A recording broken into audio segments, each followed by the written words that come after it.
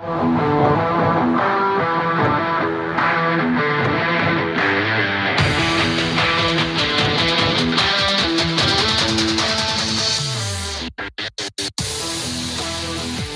everybody. It is the Football 360 show. It is Tuesday around 2-ish. Your usual Tuesday football talk fix. I am JP Rock. He is Matt Bierman. Matt, how you doing today? Doing great. Beautiful day. Fall weather's finally here. It was a little more like winter in the morning, early morning. Yeah, and windy now. It's windy now, but it's definitely fall. It's definitely football weather, which is nice. We're entering in to the part of the year where you don't know what you're going to get. You know, one weekend might be 90 degrees, the next one might, and then the next one will be 32 degrees. Yeah, this past weekend, some of the games on Saturday, it was hot. It was actually real warm. It was very hot, but big football week this past week. You know, starting on Thursday with me, and then you as well. I know you were like all footballed out, but Yeah. a great weekend of not only just high school football, but middle school football, as well as college football. Yeah, just some great college football, which I want to talk about. Starting to heat up a lot. Man, I mean, I don't know. I know you're like me, so you watch the multi-screen, right? Oh, yeah. And there were just so many good games on. You know, the Ohio State-Oregon game was amazing. Florida, Tennessee, another great game. All of them. Colorado, I saw Colorado, Kansas. I was watching that. LSU. Oh, yeah. LSU, Ole Miss, overtime. Yeah. Right. And did you see that stadium? Yes. Unreal. Death Valley. I got to go down there this summer, and, you know, it is massive. Yeah. I mean, like, you know, you look like Mizzou's got a nice stadium, but then you start looking at this thing, and it's just freestanding. It's not sunken into the ground. It's just, I think it was 11 or 12 stories tall. Yeah.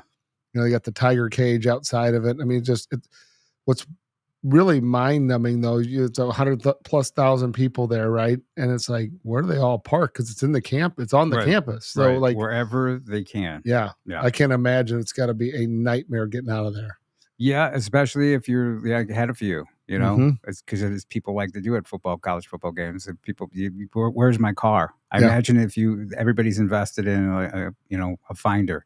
Yeah, we were there, and we got out, took some pictures, kind of walked around the stadium, and a lot of those big, SEC schools or even Big Ten schools, if you're on their campus, you can get into the stadium. A lot of times they're open because they're working on them or whatever, but the way theirs is set up, the fences around it. There might have been an opening. We didn't look real hard, but it was impressive. I mean, it is massive. So they don't call it Death Valley for a reason. Exactly. They call it for a reason. Really. And not only that, but the fan base is just crazy. Yeah. Crazy good. And I was talking to a recruit's dad who they just went away this weekend for a game day visit, and they were just shocked at the fan base and the whole experience. And, a lot of people don't know what that's like. Yeah. And I know Mizzou's in the SEC, and the upgrades are just better than a lot of these schools. The fan bases, the long-time fan bases, that's a tough environment. Standing traditions. I think that's like, even like the school like Ole Miss, like with what they do at the Grove, and Alabama's got its traditions, and Auburn does. I mean, so it's. Well, I mean, like you look at Alabama, what have they been doing it like 70 years? Yeah. So, they've had that. And Mizzou's obviously got a good thing going. It's just, it just takes time. And really, there's no excuse. It's sandwiched between, two big cities, but then you realize, Kansas City has the Chiefs. We used to have the Rams here. There's a lot of years where there's distractions, right? There's a lot of years where there was not only not winning, but just really bad product. Yeah. Out there on the field. And I'm talking about from like 1983 to like 2003, maybe. I know Larry Smith did some nice stuff. Yeah, a little bit. Yeah, did some nice stuff. Holiday Bowl, Insight.com Bowl. Come on. There you go. Were you there? Holiday Bowl. Yeah. That was fun. Yeah. What was it? San Diego. Good experience. Great experience. Yeah. Beat Texas, Ricky Williams. Oh, there you go. I got to tell you this. We went to the Holiday Bowl. We were told if we went to Tijuana, you'd be riding home on a Greyhound. Nice. And to my knowledge, no one went. Yeah. And that's pretty risky. But I think Colorado State, who we played and lost to, I think they went to Tijuana. So they're talking to some of the showed players, on the field. Yeah. They played loose. They had fun. Yeah. Well. Yeah, it was a good experience, though. It was fun. Depends on what kind of bowl victory you want. Right. Well, I think it was back in the day, though. Like I believe we were off for like a month and a half, Yeah. and they were off 2 weeks because they played in the WAC. Remember the old WAC conference? Oh yeah, which I think is now Mountain West. Yeah. They played in their championship, and they had 2 weeks off, to prepare and then play. Yeah. We were off like a month and a half, I think it was. It was crazy. So, and then you have to take back then you'd have like an amount of time you had to take off, and then you got the same 2 weeks to prepare, but it's totally different when you're only allowed to condition and do all that stuff, and your focus is definitely different. So, oh yeah, I'm telling you what, it's and everything's so much different nowadays, as opposed to back then. Oh yeah, it's just crazy. It's night and day. And speaking of Mizzou, they won as we thought they would. Went up to UMass and really took care of business. Solid win. Everybody got involved, and it was a nice little day for everybody, really. Yeah. Williams Nwaneri got his first sack at Mizzou. Some younger guys got to play. So Talon Chandler was in there a little bit. Talon got to play, which is really nice, well deserved. And so you like that, especially that's good scheduling, right? You're very smart. This far in, you're coming off that Texas A&M game. Boom, you're going to play UMass, even if it is a road game. Then you got Auburn this week. So I think that should be. Good. Auburn's struggling, but they've had some good games. They're no joke. Yeah, every team in the SEC is nothing to mess with. Right. You turn around. Alabama damn near got hit again, and that was South Carolina. That's right. There's obviously an adjustment going on there that you can see. Right. Well, you know what? We talked about it last week. We talked about the parity in college football, and it's all due to the transfer portal. And that's what I was aiming towards when I was talking about watching the games and just all these good games we're seeing. And that's why we're seeing all these good games. Yep. The parity, the transfer portal. It's not great for high school kids. Some high school kids are going to have to go a different path to play college football, live their dream. But from a fan perspective, it's making the product better, which is why bigger money wants to get involved. Right. I was listening, and I guess Cam Rising, the quarterback at Utah, got hurt again, so he's out. And they're talking about him having his 8th year in college. That's crazy. But you think about that extra 4 years, that's one less spot for a high school kid, maybe 2 spots for quarterbacks coming out, which are limited to begin with. And the guy's out. He's but he's in the program, so he's holding space. At some point, 8 years. Either you're going to the NFL but again, he's probably making good money as an NIL, and he don't want the gravy train to end. So I can't blame him either. So what that's gonna mean is when you're the high school kid, or even a little bit before that, middle school, I would say, you need to really find yourself a pathway and dedicate yourself and work towards it. If that's what you want to do, right? Because it's no longer just I'm going to have fun, I'm going to play ball, I'm a talented kid, they're going to see me. You're going to have to work for it. It goes from building your personal brand. It goes from, obviously, before that, you got to be decent. You got to be pretty good at what you're doing and be working to get better. And then that personal branding side of things, I think it definitely helps. I don't know that you need to be a mega star, but you got to have some presence about you. Mm-hmm. And then you have to have, some which creates buzz. And then you got to perform. Skills. You got to perform when you're in front of coaches. And so I think, to me, the only way you're going to perform in front of coaches, though, is if you've done it. You can't fake it. And we're past the days of kids just, going and showing up and just being the best athlete there, right? Those days are right. You can get away with that in middle school. You're not going to get away with it in high school these days. And then college, certainly, it's not going to happen. Right. But in order to get to college at the highest level, you better be a full package. Absolutely. And so that really starts when you're younger, right? Yeah. Some guys, they don't start peaking until they're a junior in high school. And hopefully you hit at the right time and you can be found. But there are guys out there that I'm seeing, because it's what I do, who are juniors and they have a lot of talent, but they're probably going to have to go an alternative path to get to that highest level that they're going to play. And they could play. They could sign with a high-level D1 school, but that's not the environment that we're in.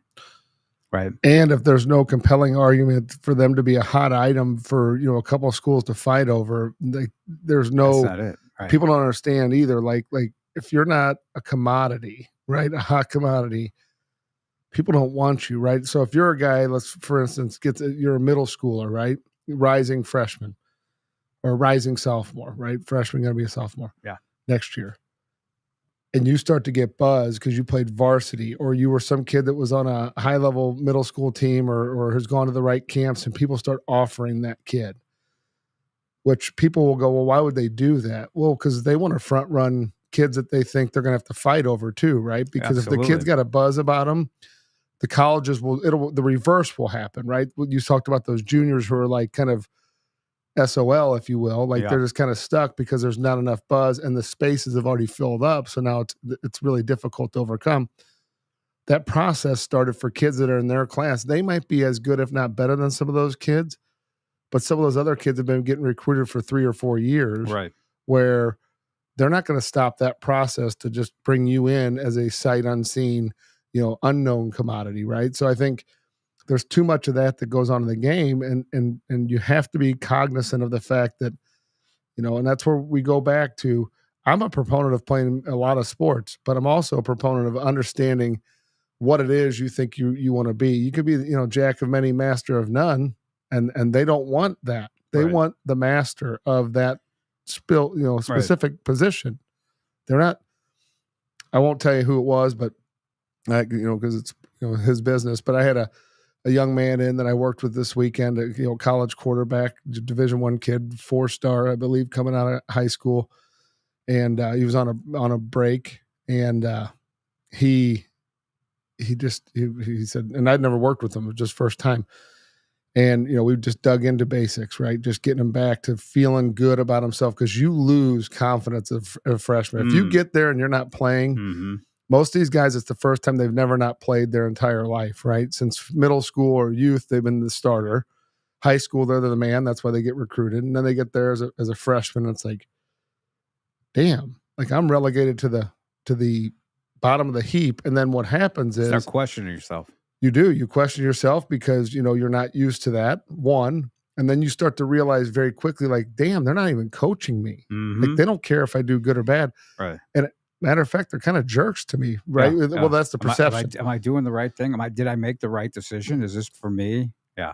And so that's very real. And then, as it pertains to quarterbacks, these guys do not spend any time focusing on mechanics. Like, it's not specific to you. They don't care. They'll find somebody else. So most of these guys grew up, with it. If you're a kid that just was really talented and did a little bit of training and has a good idea of what you're doing, but not great, you don't own it. You don't own the skill sets. You just kind of can do it naturally.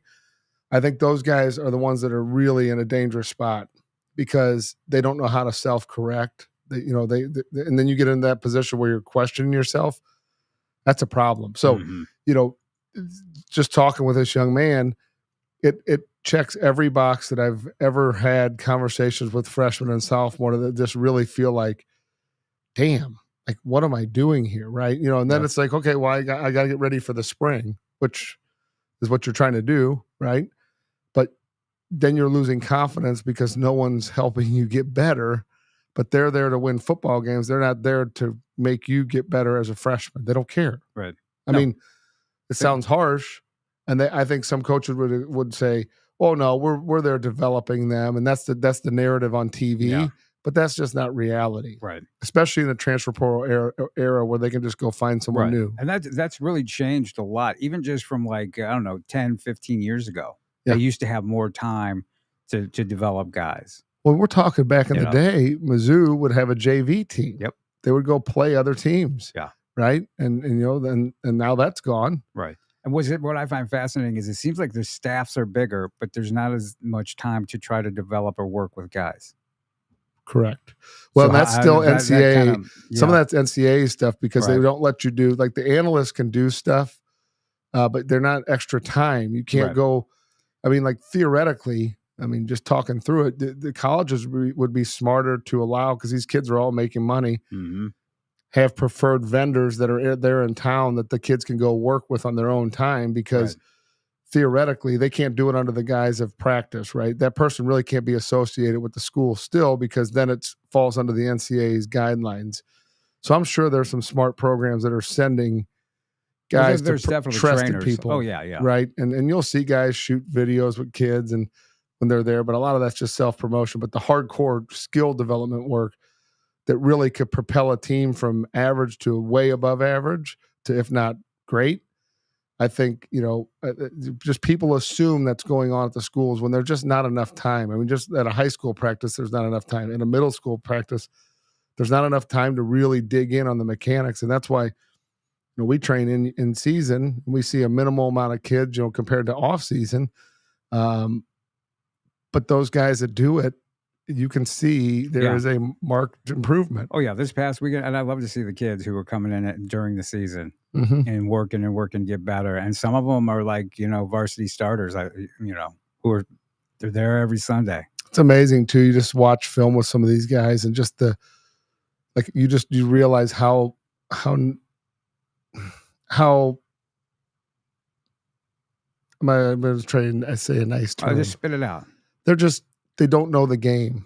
Yeah. And it's really disheartening because you're trying to bring them up to speed, just basic coverage recognition, situational awareness, things like that. And I know it's hard because the coaches, you're churning guys through and you only have so much time, but it's amazing the number of kids who just, they don't know how to watch film. They don't understand, just the basic concept and flow and penalties and rules of the game. That's one thing I always tell kids, like, you might want to read the rule book, right? And there's a lot of coaches I don't know that have read the rule book. Like, you need to read the rule book, look at interpretations of the rules so you know the game that you're playing, right? And so know situations so you can get yourself in and out of jams. That doesn't mean you're going to be perfect at it. That doesn't mean you're not going to go back to the drawing board and go, man, I missed that opportunity, right? But that happens. And so, prime example, you saw the Ohio State, Oregon. Lanning is smart enough, subs an extra guy in to prevent, a big play, and it basically kills the game and they win. Yep. Right. And so you might want to complain about that as if you're, a fan of the other team, but he certainly played by the rules and it worked. Yeah. I mean, it was just a great game. And it is smart of these kids to learn, to find out the rules. I mean, anything you can do to help your football IQ, and you can tell those guys on the field. I just watched Kearney this past weekend, and the middle linebacker, Theo Grace, he's one of those guys, high football IQ guy, right? The quarterback of the defense, calling the plays. He was getting the other team to jump off sides, because he was like mimicking their cadence, right? And just smart, heady football player. Had 15 tackles also, 6'2", 230-pound, 220-pound guy, middle linebacker, committed to North Dakota. Can play higher. His brother Zach is playing at Oregon. And so, I mean, it's that kind of a thing. And he's going to go far because of that. Physically, he's the real deal, right? D1 guy. But it's the mental aspect of the game that you're talking about that he's really, soaked up. And that he utilizes that too, and that makes him an extra special player, in my opinion. And just finding kids that really dig into the game it's hard, right? Because football is not an easy game. It's complicated. I mean, if you look through the lens, more complicated than I think people think. What'd you say? More complicated than I think people 100%. think. Yeah. There's a lot of strategy. Obviously, there's a lot of rules issues that come into play, and then obviously you have to own your skill sets for various different situations, and so. Just thinking that going to practice is going to get you to where you want to go is probably a bad idea if you want to be an elite level player, right? Maybe a guy that's a skill guy, that's a pass rusher, that's, freakish like Jadeveon Clowney. Yeah. Maybe that guy doesn't have to have as much in-depth knowledge because he's going to rush the passer and all that. But how good could a guy like that be that has the mindset of a player that's like a motor guy, like a Grant Wistrom back in the day that probably didn't have every tool, but got to the ball carrier, got to the passer, right? So, but I think that's probably one of the uncharted territories that kids are trying to get better and go to that higher level. The better the student of the game, smarter you are, the headier you are on the playing field with your video and your film. The easier it's going to be for guys to get you in there. Right. and you're going to be able to survive in college. You know, I'm not a big NFL guy, but you remember Reggie White, right? You Oh, think yeah. he's too old for a lot of people? I know the parents will He's know. for the young He guys. was one of those guys, right? Who was physically and mentally just boom. And that's why he's, Hall of Famer. Oh, he was nasty. He was nasty, man. Yeah, he was off the field. He was allegedly really nice. Yeah. But on the field, he was that total package. He was a reverend, right? When yeah, ordained minister. He was. You wouldn't know it on the field. Yeah, he'd rip your head off. He did. Hey, want to thank Wendy's for being a sponsor today. Go ahead and check out Wendy's, located in Chesterfield Valley, in the heart of Defiance. Work hard, play hard. We're talking about very good food, including the wings. You were talking about the wings beforehand. We were talking about Wendy's.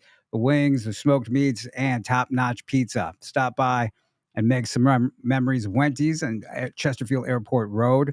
Want to check it out. And, of course, we would appreciate it because they are a sponsor of Football 360 Show. So if you enjoy Football 360 Show, you want to enjoy Wendy's as well. Yeah, so they have that one. And you're right. There's a new one in Defiance that they have, too, which in this time of year, you're going out to see the leaves and all that stuff and taking a trip by the river and out by the Katy Trail. Yep. Perfect. Down off 94. Yeah. Yep.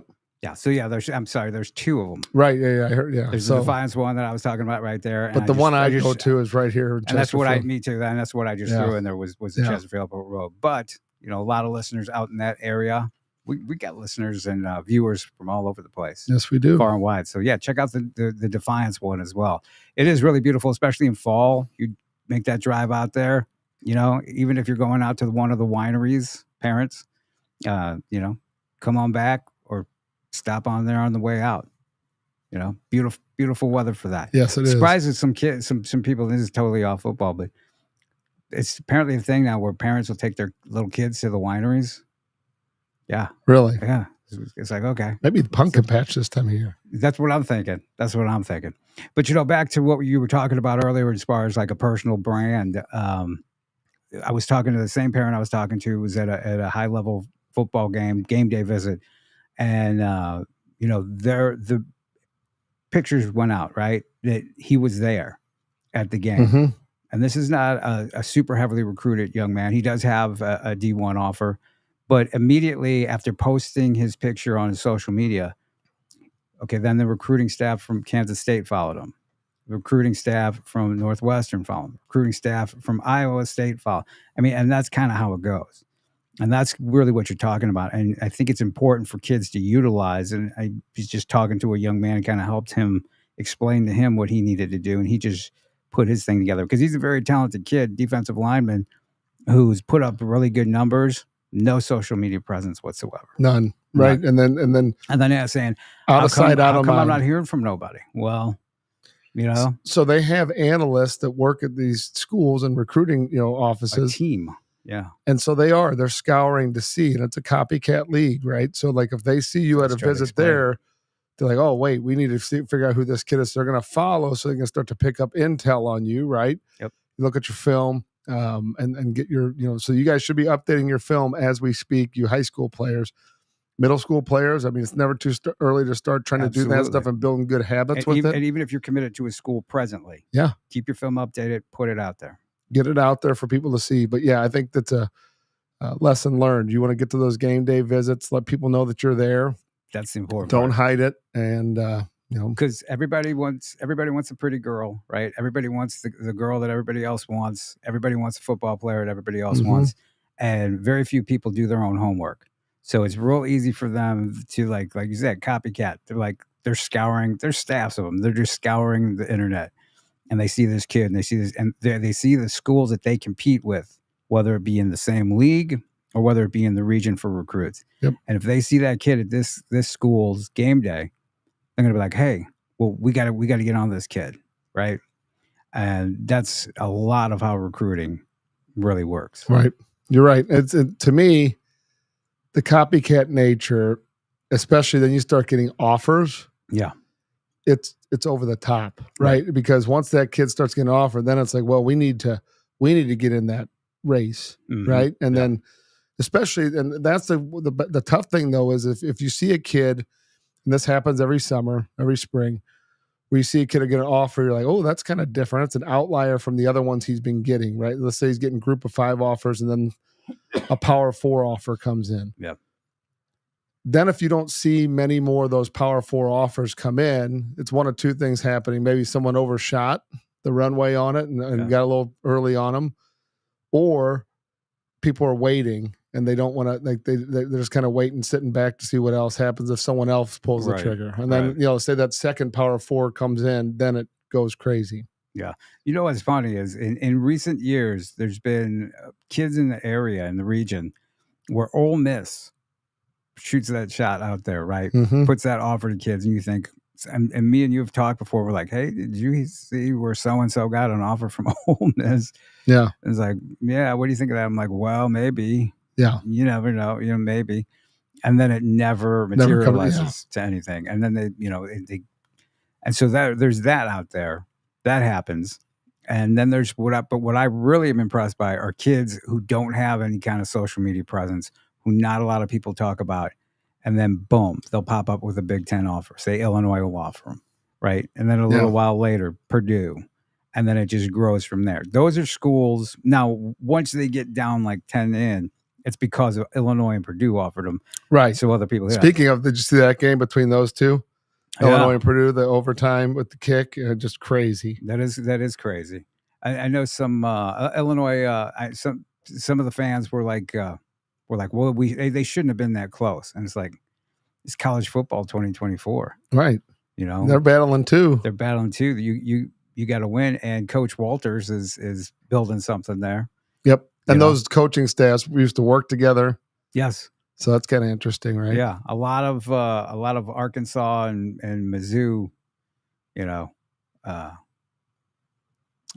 ties. Oh yeah. 100% in there with it. So do you follow Purdue much, or do you? Yeah, because of Corey Patterson, right? And then you got Deron Neal's over there in the recruiting department, which is kind of cool. Right. Illinois, I forgot Corey. Yeah, because they there, and then Walters went with, brought him with him, and I'm sure I think Reggie Love went over there for his 5th year. Right. So there's a lot of connections between that. Right. So it's really kind of a triangle. Yeah. College football becomes that really tight circle. It's very networky. Yeah. And you see that a lot. Of who you know with that. So back to the football. I believe you were at the Parkway West, Parkway North game. I had a practice, actually. I was a practice. I had a practice. A Thursday night practice. I thought you might be there in the stands. No, we were behind the school practicing. Yep. Got to see that. Oh, so what were you like peeking your head over? What's funny, it ended before we even got done because they started at 6:00. Yeah. So hate those 6:00. A little annoying. 6:00 start on a weekday is difficult. Yes. You know what I mean? And you see like the parents like rushing, last minute trying to rush in and get a look at, see what they missed from their kids. Right. And it's like, I don't understand that. Maybe a Friday night, 6:00, but like a Thursday 6:00. Yeah. Again, which, you see it like at freshman football or JV football. They have those early starts, and it's tough for some parents. Some parents just can't make it. Just can't make it, and so that's kind of a bummer. But what are you going to do? Right. I'm sure it's a reffing issue too. Yeah, but interesting game. Parkway North, of course. It started very slow. I think it was like 6-0 in the first half, and then all of a sudden it just was a track meet back and forth, and ultimately, just Parkway North just kind of powered it out. Would have liked to have seen Brett Ottensmeyer air the ball out a little bit more. Yes. I wasn't exactly sure what was going on there, but two solid programs. Dakari Hollis, running the ball well. Antoine Gunn is a kid who's, right on the rise. On the rise, right there. And he told me that I think it might have been Iowa is contacting him, wanting him to come up for a game day visit, right? Promote that. Yeah. And that's what I told him. Like, go to that game day visit, take photos, put it out there. And so that's why I'm putting it out there now, because once they see that, they're going to be like, well, who's this kid? Well, he's a kid with good size who's a tough runner. He was running hard. Yes. In between the tackles. And he's a pretty fast kid. And he also catches the ball really well. Played with Boom. Yep. 2 years, I think you said. Yep. Very good. And can catch the ball. He's a good athlete. He is a good athlete. He a complete back, really, because he can block and he does his fair share of blocking, but he really catches the ball. And I'm talking about he gets out like a receiver. They have a good team. They tackled really, from the video I saw of it, they tackled really well. I mean, that was a problem. I mean, they're trying. West went real short a few times, and then they just tackled well, right? It's one thing you can beat those guys. It's another thing you go short and people are like extended runs, like short passes for essentially the run game, right? And I don't know that West ran the ball extremely well, so that's probably that was their tactic. But a few missed opportunities, but a lot of short passes. Mm-hmm. A lot of short passes, which is like you got Brett Ottensmeyer. Who could, if you look at his body of work this year, though, there's been plenty of, that must have been something they saw defensively. Because they've had some shots this year where if you watch his highlight film, he's definitely vertical. And when he did go vertical, successful, right? Then they started putting points on the board. But by that point, it became a track meet, and you're just trading shots. Mm-hmm. Trading scores, and then they just kind of wore them down. But Parkway West, some really good athletes. They got some good young athletes. Ethan Bain, Gunnar Holmes, Kyron Williams, cousin Jamonte Brooks. Yep. I mean, they've got some pieces of the puzzle along with Brett Ottensmeyer, and they've got some other young guys as well. The one that's interesting is Leighton Usry, who's a didn't see him play. He's number 5. Yeah. He's a hockey player. Yeah. Who's transitioned to football. He's a receiver. Really talented kid. He's top 5, I think, in St. Louis in receptions as a kid who's never played football. Yeah. No, you would never know. And then Jet Johnson, I think, had 2 interceptions. Jet Johnson, one he took back to the house. One was like maybe 85-yard pick 6, which was really nice. How looked good on his highlight reel. Yeah, that'll be a good one. That's the one you put on lead first. With. Yeah, right? Put that on first. That's number 1. Yeah, he looked really good at safety. Yeah. And I was back in the end zone, just doing my thing at the back of the end zone, and all of a sudden, Jet turns around. I was like, "Hey, JP." He's a nice kid. He's a great kid. I'm like, oh, that's cool. Focus. Focus. Now go pick 6. Right, and then he did a pick 6. So it was me. Maybe you encouraged him. I encouraged him. He's like, I got to look good here. I'm gonna get talked about. But that was a good game, and then went out to KC as I do. And you were at the Lafayette Eureka game. Yeah. That one because you called me, and so I was annoying people on the sideline. Yeah, I was checking to see where you were at. But yeah, it was it's set up to be a really good battle. But Lafayette got behind early, had a safety. A kid caught a ball, kind of came out of the end zone. One of those deals. So it was a big drive killer that they ended up giving the ball. They got 2 points and got the ball right back. Yeah. So it was, I think, 9-0 right out of the gate. Really kind of weird. And then, I think they were up 22-23 at halftime. And then Lafayette definitely battled back to get within 8. And then Eureka had a full 1 quarter. I believe the third quarter they drove the field like the entire quarter. Right. They kept getting short, 4th and short, and they'd get it. And then they'd go another 10 yards, 4th and short, get it. So it was kind of one of those, just grind it out. But their offensive line, like we talked about, is gigantic. I mean, they're really big. Oh man, they're massive. And you know what? It's really, momentum is so huge with high school football. 100%. And so when you fall behind like that, it can be a slog to try to climb out of it. Especially when you're playing a team that's big that likes to run the ball. Big and physical, exactly. Yep. Big and physical, likes to run the ball. And what really kind of surprises me is that Eureka's still not getting the due. Yeah, that they deserve. What are they? They're 7-0, and in the media rankings, they're 6th. Yeah, I mean they're undefeated. And they're undefeated. And there's there's a couple of teams in front of them. There's actually 3 teams in front of them that all have 1 loss. And when you look at Eureka's schedule and some of the teams they've played, I mean they're playing the Kirkwoods, the Lafayettes. They're playing some really good teams. I think both those teams were undefeated when they beat them. Right? So just kind of like stopping other really good teams' progress. And so that's really kind of interesting. I think you're probably going to see them there. Of course, Cardinal Ritter is the big daddy. Mm-hmm. And of course, they have a huge game this week against the Smet. That should be a good one. That's going to be a good one. My top 2 quarterbacks in the state. Yeah. Carson Boyd going against Dylan Duff. So that's going to be interesting. I imagine both of them should be fun. Are going to be really amped up. Oh yeah. Because they know each other. They're friends, and So yeah, they did the Elite 11 this summer. They've trained together. I mean, they know each other. Right. And you know them pretty well. I know both of them. You want to make a prediction? No predictions. I'll predict this. Should be a good game. Should be a great game. Yeah. So I'm like, I'm teetering. I'm like, man, that'd be hard to miss, But as you know, I don't necessarily go based on what's the best game. I'm out there looking at people.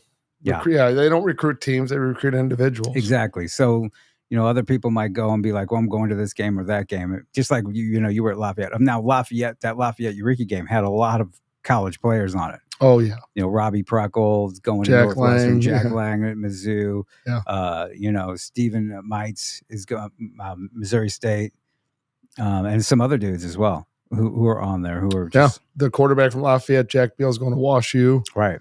When they got there's kids all some over young the guys field. who are college college players, as well as some younger guys. Now, did Noah McCullum, did you get a chance to see him much? He played well. Did he play well? Yeah, I mean Eureka just came out and just kind of established themselves early. Like I said, that interception was critical, and then it turns into a safety. I mean that's a heartbreaker if you're on the Lafayette side, right? And momentum wise for Eureka, they captured it and didn't never look back. Right. So yeah. But yeah, it was a crowded game. You got two teams. Oh yeah. And I believe that they played for what's called the Mayor's Cup, which actually I think Parkway West and Parkway Central. I'm sure there's many Mayor's Cups in St. Louis. The whole with those shared geographies, right? So yeah. In fact, I think after the end of the Parkway North game, they crowned themselves the champions of Parkway. Yeah, they are, because they probably beat all three. They beat all of them. Yeah. So good for them. Congratulations for that, Mr. Longhorn. You're like, good for them. Yeah, good for them. Good for them. But North is a solid team, though. They got a lot of pieces there that, quite honestly, are really good. I mean, I think they're only getting better. They got a lot of new pieces, right? So they're kind of coming together, and that's really good when you're coming together at this time of the year. Mm-hmm. Then you're good. You have a good chance to make a nice run. I was in Kansas City watching Kearney, and man, I'm telling you what, in my travels around the state, it's really amazing. And something that I'm really noticing is the size of these offensive lines, and it was no different at Kearney, because we're talking about 6'2", 250, 6'4", 285. 6'5", 280. Yeah. Across the line. And that's another team that's just a machine. You have that big offensive line, and they're athletic, and they can move, and then they run the ball, and they just run the ball down your throat. Plus, they also have a really nice quarterback. Remember this name? His kid's name is Carter Temple. He's just a sophomore, lefty. One of the better throwing lefties. So what is your opinion of left-handed quarterbacks? We train a lot of them. I mean, it's just usually it seems off, though, when I see a lefty. Well, the ball spins a little different, obviously, but it's a little heavier ball usually, because it doesn't rotate. It's bizarre. It's left-handed. It should rotate, but it rotates a little less, it seems like. So the ball is always a little heavier from left-handers. So this is the thing about Carter. It is the prettiest rotation from a left-handed quarterback I've seen. I mean, it's just like he's got a cannon. Yeah, and he spins that sucker, and it's like it's perfect.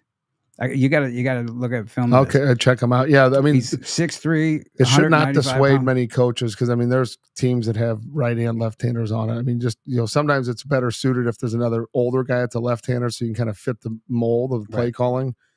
But yeah, there are guys. Some lefties tend to get a little long in their mechanic, but some of the guys, the best left-handers we've ever trained.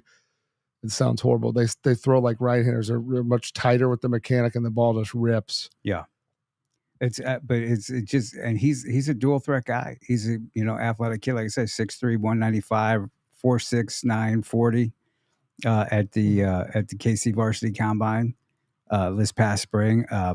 35-inch vertical jump. I mean, just an athlete. What's really cool is he's like a champion wrestler too. Oh yeah. Right. Over the summer, he won like some kind of national championship. And so I asked him, I'm like, so what's it going to be in college? And he's like, no, football. I'm like, good. There's choice. Definitely a draw to that, right? If you have the size and the ability to move, I mean, the money's better, right? And the accolades and the opportunities, moving into college are a lot better. I mean, that doesn't take nothing against wrestling, but it's wrestling is a straight up grind, and you're doing it a lot of times in obscurity, right? And college football is not an obscurity, right? And I don't know if you make any money in it unless you get to like the Olympic level, right? You know, or go to MMA, which that takes a long time too. And you want to talk about a grind and a risk. I was going to say a grind. I mean, there's a risk in football clearly, but not like not getting punched in the face constantly, and your joints and stuff just purposely ripped out, ripped out.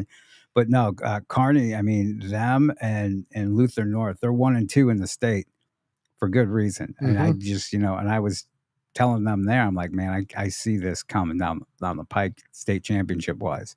And Luther North traveled over to that side of the state, and the game was actually in Chillicothe. Yeah, why did they play it there? They've done it 2 years in a row now. I don't know. I imagine Maryville doesn't want to travel all the way over there, but Luther North is willing to travel. And I don't know. I have no idea. But it's 2 years in a row at Chillicothe, and man, I think it was like 49-7. Luther North put it on them. Another 4-touchdown game by Jonathan Moore. He's having a heck of a season. A heck of a year. Another sophomore. Well, I'm telling you what, there's some really good sophomore quarterbacks in the state. Another dual threat guy, and another physical guy for a sophomore. We're talking about Carter Temple being 6'3", 195. Jonathan's 6 foot, 200. Just solid. Another guy athlete at the elite combine this past spring. Just one of the top athletes. Has it all: speed, explosive, power. Can really jump. Yep. And he's getting more. He's getting reps. He's getting a lot of reps that he probably wouldn't have gotten if Dakari House was there. Correct.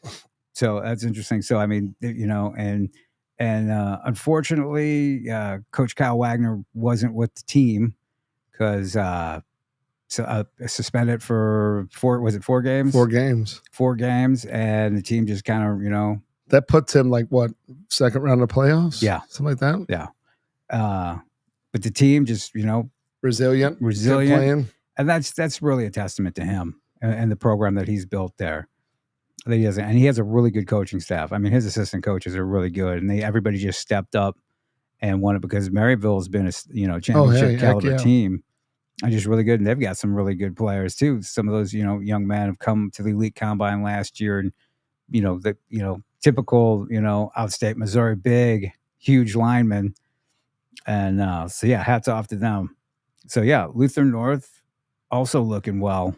Also, looks like they're going to be a team that's going to make it. They're currently 6-1, and Kearney's 7-0 now. Some teams in 4. We really don't talk a lot of Class 4 football, but Kirksville. I've heard good things about them. Yeah, huge undefeated, right? Undefeated, 7-0, and they've got a really nice quarterback as well, decent running back, and they've got some huge size. This is what I'm talking about. So they've got a 6'8", 280-pound offensive lineman who's committed to BYU. Right? You don't see that very often in Missouri. You don't see that very often at all. And then they also have a 6'5", 265-pound kid who has a K-State offer. Now, who's the head coach at Kirksville? Isn't that Nesbitt? Yes. Who used to be at Truman State, correct. The head coach, right? Yep, correct. I think he came out of retirement. Yeah, to coach the high school. Coach the high school so team. There's no joke that now all of a sudden they're really good, right? He was a good coach in college. He was a good coach in college. And now isn't that his son who's the head coach at Jackson? Yeah. So, I mean, it's, in the family, Jackson's doing well as well. A little bit of a transition year. They lost a really good quarterback. I would think that you trained. Oh my gosh! Why did you put? Why we blank it? I don't know because I blanked. Yeah, that's why I put it. But the current quarterback is Drew Parsons, and it's a shame that we're blanking like that because he's a good kid, a really talented kid. Oh my God! Who played on Boom? Right? Hold on. Yeah, Adrian Fox. Boom. Yeah. Came into elite. I was going to say he's a stud. He is a stud. Really good quarterback, and so I think he ended up at SEMO. Yep. And which they do a pretty good job keeping most of the local talent. Oh yeah, they do a good job. They do a really good job of kind of circling. I mean, they got Preston Brown. I mean, that was a steal. Correct.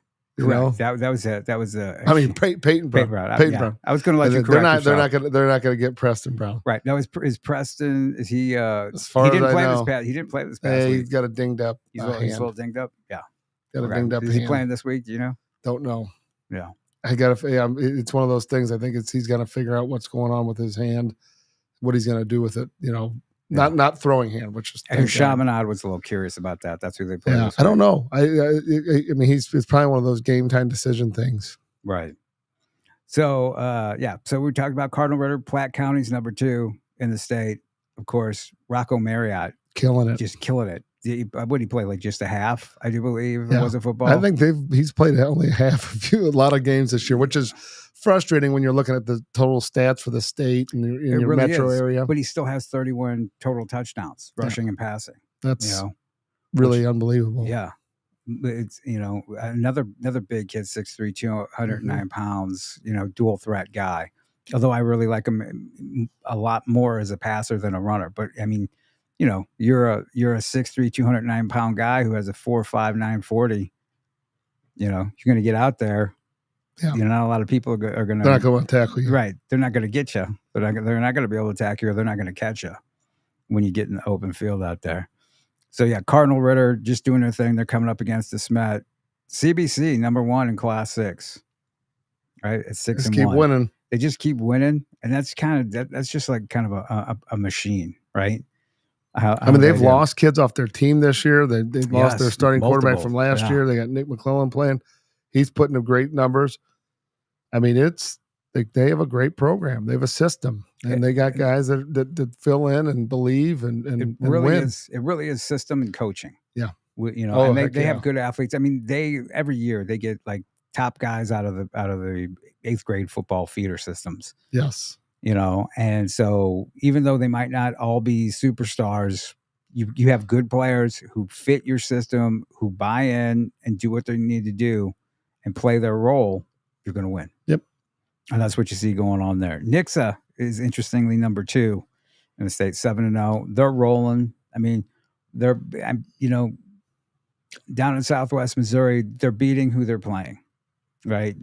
It's going to be interesting to see what happens when the playoffs roll around, and they're going to get pretty deep in there and to see what happens then. I know last year that happened to them when they faced Rockhurst.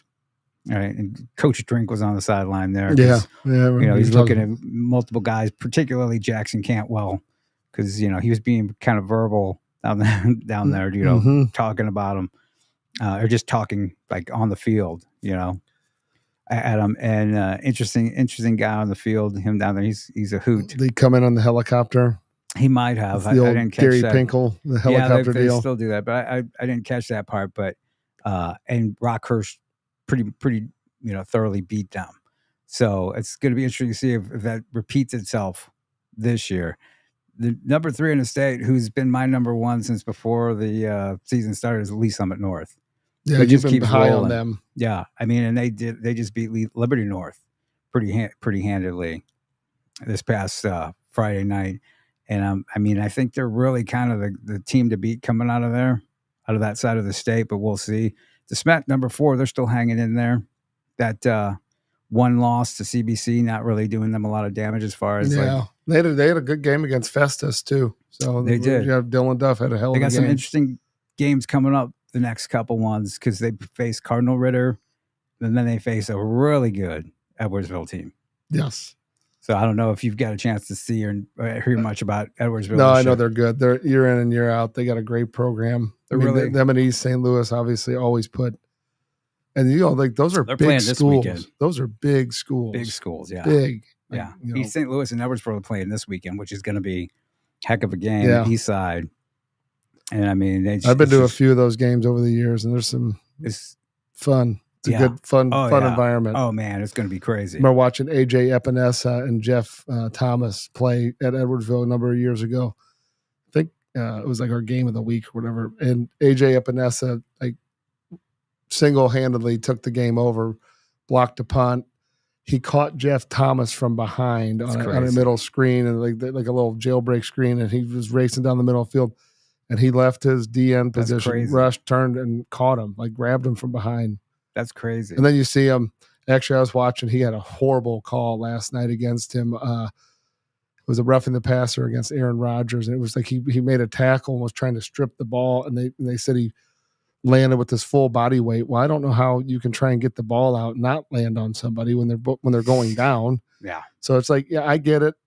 You got to protect the quarterback. They're really hypersensitive in the NFL, but I got to tell you, middle school and high school, I have seen quarterbacks take shots and they do not call it. So, clearly their interpretation of those rules, like and what's good and acceptable is different, because I have seen some it's so late shots on quarter. I mean, I get when it's bang bang, but Right. if the guy has a chance to pull up and he doesn't pull up and the guy's already throwing the ball, he's defenseless. I mean, there's nothing you can do. It's kind of hit or miss on calls. I'm seeing a lot of targeting calls that to me wasn't targeting.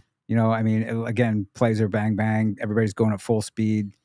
Some guys wait till the last second to try to protect themselves, Yeah. and they'll pull their head down, and the tackler was going to tackle properly, and it's Yeah, not that's their gotta fault. you gotta have to have judgment in that. Like, come on.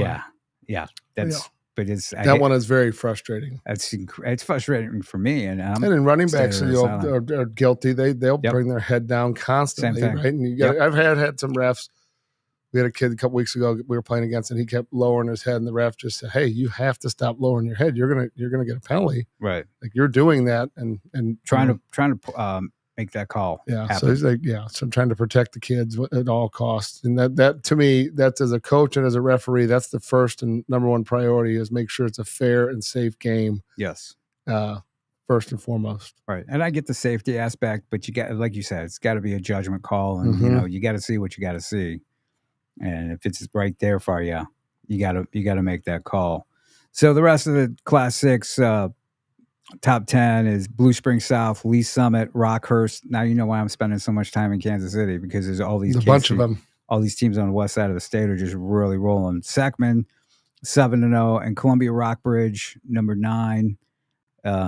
Rockbridge is a team I think is going to surprise a lot of people. You want to talk about talent, especially Speed, skills talent, man. With Brady Davidson, big arm at quarterback. they got their running back situation going. Really top flight wide receivers, and Devin Holt and Dre Seaman.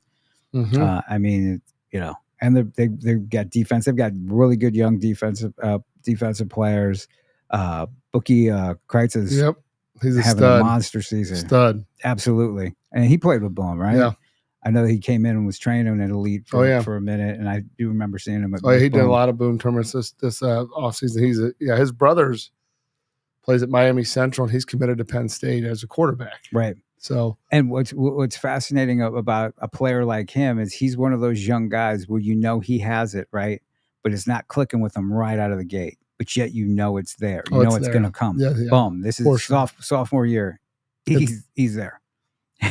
I saw it this offseason in training and in 7-on-7. Right. Like, he's a guy. He's long. He moves, breaks on the ball, very coachable. He's got, he's put together well for now a sophomore. Right. I was going to say was skinny as a freshman, because I remember watching him as a freshman. But he played up on our 18U team as a freshman. Yeah. So he was already playing, the varsity level. Skill wise, he was above your average freshman. 100%. And now the physical part is coming along with it, it's catching up to it. And so he's really having a monster year. So they got some, and then Park Hill, another Kansas City team running out the top 10. So, I mean, Kansas City's really 6A, rolling. they got it rolling. 6A, they got it rolling and just downward. Like I said, it's, yeah. You asked me if I, set up residency there. You must like barbecue, huh? Feels like it. I do, man. I've been seeing parts of Kansas City I've never seen before this year. It's good. It is good. I love it. It's a good part of it. But yeah, I do like, they do have some good food. I'm not gonna lie over there. Yeah. So it's just a little extra bonus for going over there and seeing some good football. Well, where are you going this Friday? It's up in the air. Man, I really hate to miss that DeSmet. I want to see that Ritter game, because I mean that's it's something like that that's like, this is not, I don't want to say once in a lifetime, but it's rare. We don't get a lot of those matchups like that. This is going to be rare. I mean, you got everything rolling with the coaching, the college caliber players. I would say this, Edwardsville, East St. Louis, that's going to be another just monster great game to watch. But again, I need to go against that, because I could tell you every player that's on DeSmet and Cardinal Ritter. So it's like, do I want to do that again, or do I need to do my job and right and go look at maybe I'll just go watch it, report to you, and then there you go, and then you go discover more kids. There you go. How about that? That's perfect. Yeah. Look, now you made my mind for me. See. Yep. That's how it works. So yeah, but that's gonna be a great game, and you want to watch it because those are your guys. Yeah, 2 guys. And I have to look and see when if did you start training Dylan? Dylan was middle school, like I think 6th or 7th grade. And Joe Shearer, who's Michael Shearer's father, who sent him to us. And then Carson was like 5, and his dad just I don't know if he posted it yet. He sent it to me, but it's a video of us talking over the top about it. Young training as a young quarterback, and people like thinking it's silly to do.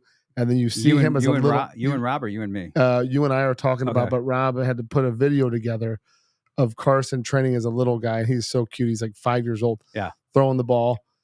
And it's myself, Marcus. I mean, you even see Tyler Gabbert's in there training him. I mean, like, it's a whole host of people. Yeah. And it's really cool because now you see the end product, which is not finished product, but it's a end stage of high school, right? And he's an elite level guy. I mean, both of these guys are top level guys in the country. So, from that perspective, the fans in St. Louis for football should get out and watch it, because you're right. You don't get to see that very often. Oh, yeah. It should be packed. And 2 great kids coming from 2 great families. It's that respect the game. They battle. They both can run. They both can throw. I mean, it's going to be a heck of a battle. Right. Oh, no. And fun. Again, these are high-level college prospects and recruits. You'd never know it. Well, they're both going to top 25 teams. Oh, yeah. Both is down to earth. Correct. And humble, because let me tell you something. I won't name names, but there's guys who I've known since they were freshmen in high school.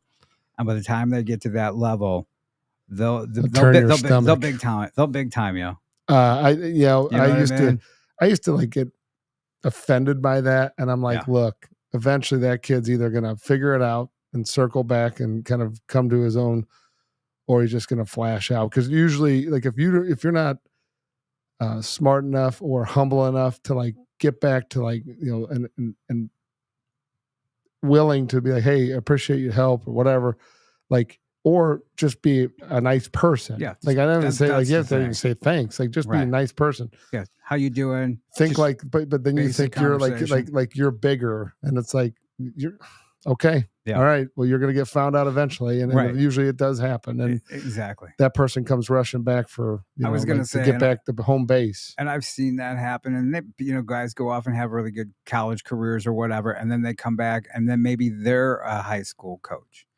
or there's some college coach. Then they come back down to earth, and then they're, hey, how's it going? Oh yeah. How you doing? Yeah. Once they're, right.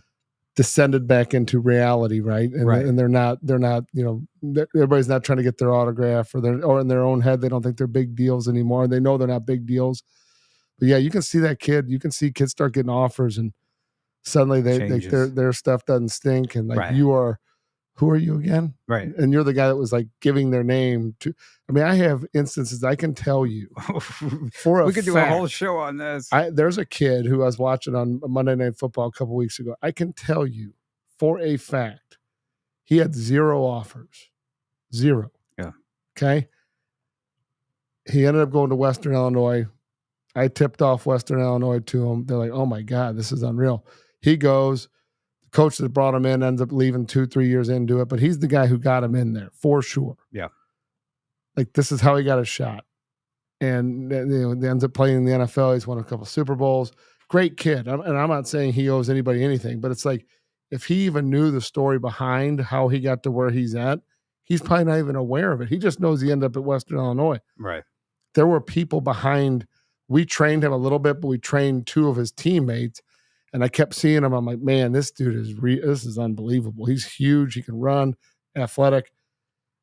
And there was just no action, right? And Western Illinois was his only deal, and he ended up playing there and killing it. So yeah. it's I don't want any credit for it. I just saw what I saw and said, hey, you need to go. You have to get this kid. You just would like, if you walk past him and you say, hey, if he acknowledged you, and everyone was just like, hey, how you doing? That's it. Yeah. But it gets to that point sometimes. Which is, with guys. You know who was Mr. Down to Earth, who really just stayed super down to earth, was Sheldon Richardson. Oh yeah. I remember like Sheldon had went to Mizzou. He had already bypassed that. And Sheldon was always great because a big kid. Right. Because when I ran ShowMeMizzou.com, it was, Sheldon was a great interview. And he never forgot where he came from. Knew him as an 8th grader. Yeah. The first time I talked to him, and he never forgot that. Never forgot where he came from. He was up at Mizzou, being Mr. Superstar, going to be an NFL draft pick. Still say always hi. Come over like Sheldon. So years after that, he was still on my phone. I butt dialed him. He's like, "Who is this?" Or no, he called me back. I'm like, "Hello." He's like, "Hey, you called me?" I'm like, "We had a nice conversation."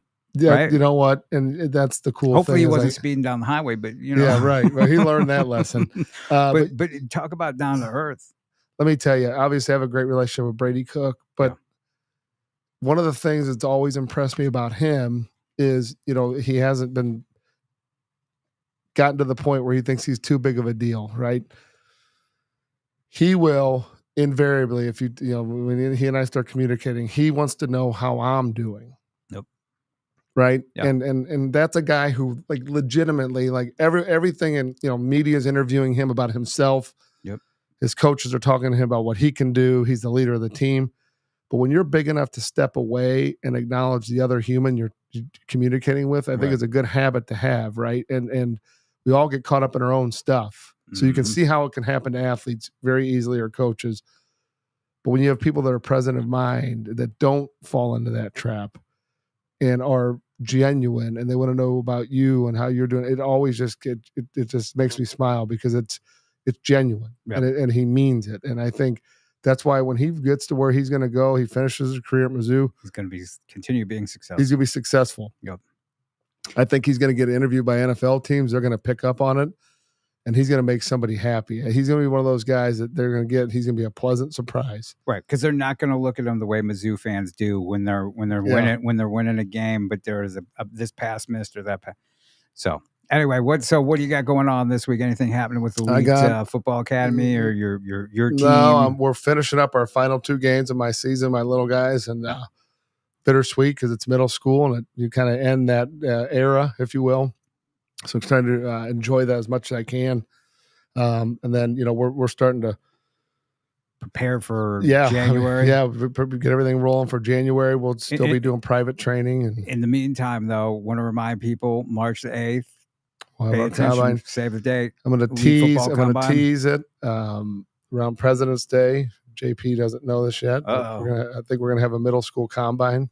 Oh, so I think that's in the works. So big news. Yeah. So that's should be fun, right? And then we target those guys that we know so well, right? And get them, kind of some love. Which really we're running out of time, but that's really a good place to start. And we'll talk about that next week. That's something we can pick up on next week. Heck yeah. I alluded to it a little bit earlier. You got to have a plan. You got to know when to start. If that's your goal, that's a good time to start. And so middle school combine, always a good time to start. The Elite Combine, March the 8th. Boom, tryouts happening in the end of November like 15th, and then the following week after that will be like Thanksgiving week, the Wednesday before Thanksgiving. Yep. Everybody's off school. I'm telling you what, man. It's just time to go. It's earlier and earlier. I'm hearing all kinds of 7-on-7 news. The season would be 2 games left. People are already dropping their 7-on-7 days. But my advice is finish strong with your team. Yes. Let that stuff work itself out. Don't buy the flashy, tricky stuff, Be cognizant of what it's going to cost your parents, right? Where you're going. Be cognizant of the fact there's no college coaches there. Be cognizant of the fact of when you do a college visit and there's 800 other kids there, are you really on a visit or a field trip? Use it to your advantage, though. Yeah, right. You need to understand what you're getting into and how it can help you, and then also be realistic about some of the stuff that's not going to help you, right? So use it for development. Use it for that, and enjoy these last 3 games. Heck yeah! Because for some of you, this is your last 3 high school football games. Yep. Down to 2 regular season games, and then the playoff games, and it's going to go by quick. This season is going by quick. Can't believe we're just have 2 more regular season games. Crazy. 3 for some. It's just nuts. And I'm a crazy man trying to see everybody that I want to see before that runs out. So. Again, it's gone by fast. Want to thank Wendy's again. Check them out in Defiance. Check them out in Chesterfield Valley as well. Thanks to them for sponsoring. Go out there, support them. Tell them that you heard about it at Football 360 show. And that'll do it for us. Everybody stay safe, and we'll talk to you next week. There's our socials. You want to catch us? How do you catch you on social media? Elite Football on X and Elite Football Academy on Instagram. And you can catch me, JP Rock, JPRockMO on X and JP Rock Scout You on the gram, as the kids say. And look forward to hearing from you. Any questions, reach out to us. That you can catch the show on audio only on Spotify or on Apple. And of course, YouTube, or it's replayed on X. So check it out. Tell your friends, tell your family, sign up, like, subscribe, all that good stuff. And we will talk to you next week. Stay safe, stay warm. A freeze Wear warning. a jacket. Freeze warning for Kansas City over to here tomorrow morning. See ya. See ya.